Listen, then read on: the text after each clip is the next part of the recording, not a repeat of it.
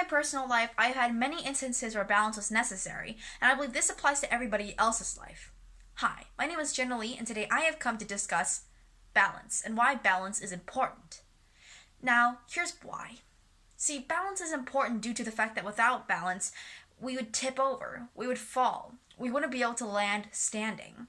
We would simply be unable to live our lives to the fullest degree without balance. This often leads to, emotional malnourishment. This often leads to one's belief that they are not good enough. This often leads to self-doubt and occasionally mental illness. Now, here are my 3 examples of why balance is important. First one is yin and yang, a typical example of balance. My second one is depression that occurs in schools. And my third example is the very simple concept of opposites. For example, black and white or rain and sun. Now, for my first example, yin and yang. Now, this ancient Chinese Taoist symbol is far more than just a circle with 2 colors in it. It represents balance. Now, if you look at it at first, it shows 2 sides. One is black, one is white, which represent the yin and the yang respectively. However, if you look closer, there are 2 dots in the middle of the 2 yin and yang sides, which are white and black respectively. Now, as you might have noticed by now, those 2 dots within the sides of the yin and yang symbol are opposite to the color within the yin and yang symbol. Say the yin is black and the dot inside of it is white, and the yang is white, the dot inside of it's black. Now, this is simply due to the fact that you cannot experience yourself with having experienced, we'll say, the exact opposite. You can't experience something without the opposite still being there, within the experience. Because this kind of demonstrates that you require balance not only in the combination of yin and yang, but due to the fact that there's a bit of yin inside of the yang and a bit of yang inside of the yin.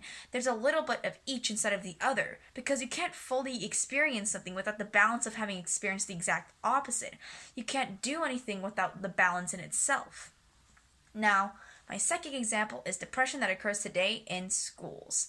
Now, recently, as I am a student of Oxford, depression has become a leading problem in our middle to high school ages. This is due to mounting stress from parents, school, friends, etc., etc. Sometimes it's due to a loss, sometimes it's due to, occasionally attention, but sometimes it just comes down to one point, and that is balance.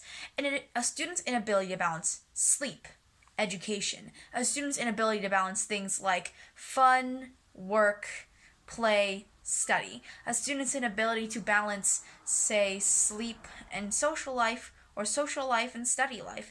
Because I have heard that you cannot have one without the other, and I disagree. Because this is due to the fact that we require balance. We need to maintain all 3. This shows perfect control, this demonstrates perfect balance, and by having all 3 in perfect, harmony, we have the ability to live our lives to the fullest and to the easiest degree. Due to the fact that if we can balance all of these things, we're going to control ourselves for later in life, and it also lets us live our lives in the most healthiest way. Because with more sleep and with more, a social life and a study life, one person grows more self-confidence and is able to perform, in fact, better in social, intellectual, and, emotional situations. Now to my third and most simple example. Now, similar to the yin and yang example, I am going to discuss opposites. Now, for example, black and white. You cannot experience black in its full intensity without having experienced white. Yes, you might see black, but you don't fully understand what black is. You can't experience the darkest color without having experienced the lightest color. You don't experience it in its full intensity and volume unless if you experience the other color. Now, the thing is that black is not as black as it is without the white.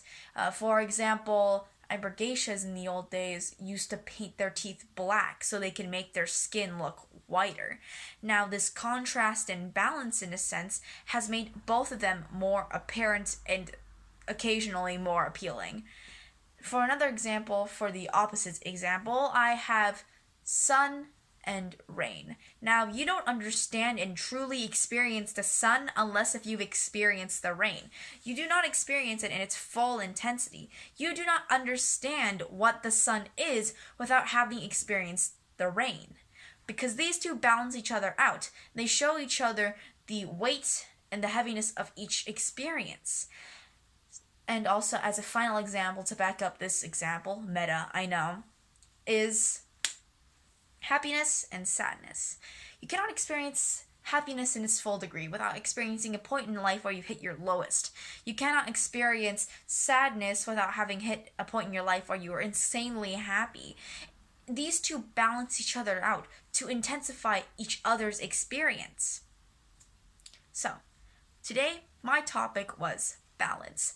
I gave the 3 examples: yin and yang, depression at schools, and also other mental health issues, and opposites such as black and white, rain and sun, happiness and sadness. I personally believe that it's very important for everybody to have balance in their lives, because without balance, all it will take is a small push to make us fall over. Thank you.